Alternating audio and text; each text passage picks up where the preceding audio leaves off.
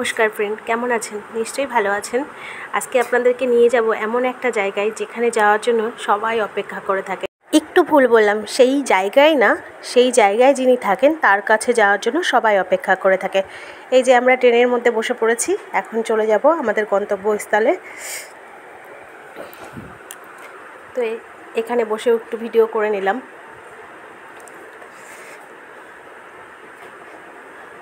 দেখুন, আপনারা নিশ্চয়ই বুঝতে পারছেন যে কোথায় যাওয়ার জন্য আমরা বেরিয়েছিলাম। এবার নিশ্চয়ই ধরে ফেলেছেন। হ্যাঁ, ঠিকই ধরেছেন, আমরা বড় মায়ের কাছে যাব বলেই এসেছি। তো আমরা স্টেশনে নামার পরেই দেখছি যে বৃষ্টি শুরু হয়ে গেছে, সেই জন্য কিছুক্ষণ স্টেশনে বসলাম। বৃষ্টিটা কমার পরেই আমরা আবার স্টেশন থেকে মন্দিরের দিকে যাব। এই যে আমাদের টিম, পুরো টিম, যারা যারা আমরা একসাথে গিয়েছি বড় মায়ের কাছে, তারা এই যে যাচ্ছি বড় মায়ের কাছে। দেখে বুঝতেই পারছেন যে কিছুক্ষণ আগে বৃষ্টি হয়ে গেছে, রাস্তাটা পুরো ভেজা। তো চলে এসেছি বড় মায়ের মন্দিরের সামনে। কত দূর দূরান্ত থেকে মানুষজন এসেছে মায়ের মুখটা দেখার জন্য, আর মাকে মন ভরে ডাকার জন্য, আর পুজো দেওয়ার জন্য। তো সবাই দেখুন লাইনে দাঁড়াচ্ছে। তো পুজো দিতে গেলে তো ঠাকুরের ফুল, সন্দেশ সব কিছু লাগবে। তো এই দিদিভাইয়ের দোকানে চলে এসেছিলাম। ইনি বোঝাচ্ছিলেন যে কি কি করতে হবে ওখানে আর কীভাবে পুজো দিতে হবে, মানে সবই আর কি বলে দিচ্ছিলেন। তো ওনার কাছ থেকে সব কিছু নিয়ে আমরা আবার লাইনে গিয়ে দাঁড়াচ্ছি। দেখুন কত বড় লাইন।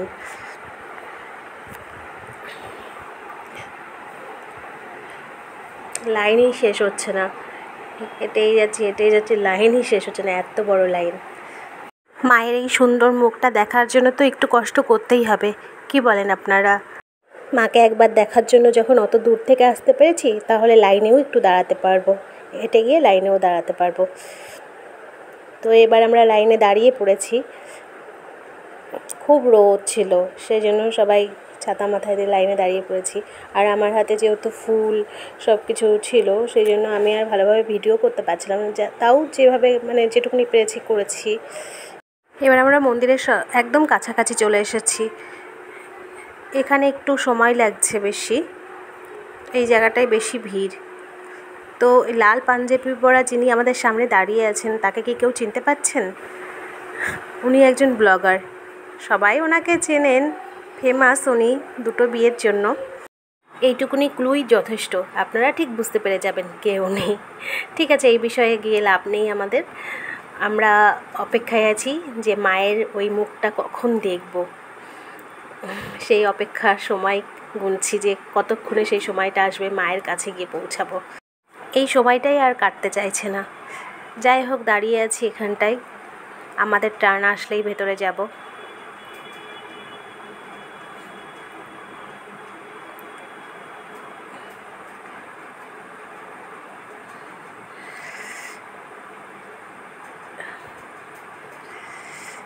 সবাই ঘেমে টেমে স্নান করে গেছে, একদম যা তা অবস্থা হয়ে যাচ্ছে, তাতেও আমাদের কোনো কষ্ট হচ্ছে না।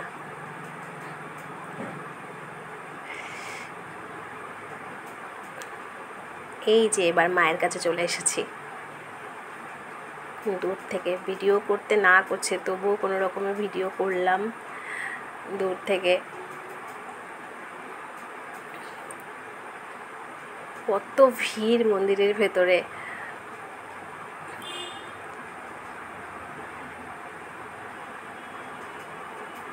এত ভিড় থাকা সত্ত্বেও আমরা খুব সুন্দরভাবে মায়ের পুজো দিয়েছিলাম। মাকে মন ভরে দেখেছি। আমাদের যে স্বপ্নটা ছিল মায়ের কাছে আসার, সেটা পূরণ করতে পেরেছি। এটাই আমাদের সবথেকে বড় পাওয়া, আর কিছু চাই না। আজকের মতো ভিডিওটাকে এখানেই শেষ করব। ভিডিওটা দেখে আপনাদের কেমন লাগলো অবশ্যই জানাবেন। Thank you.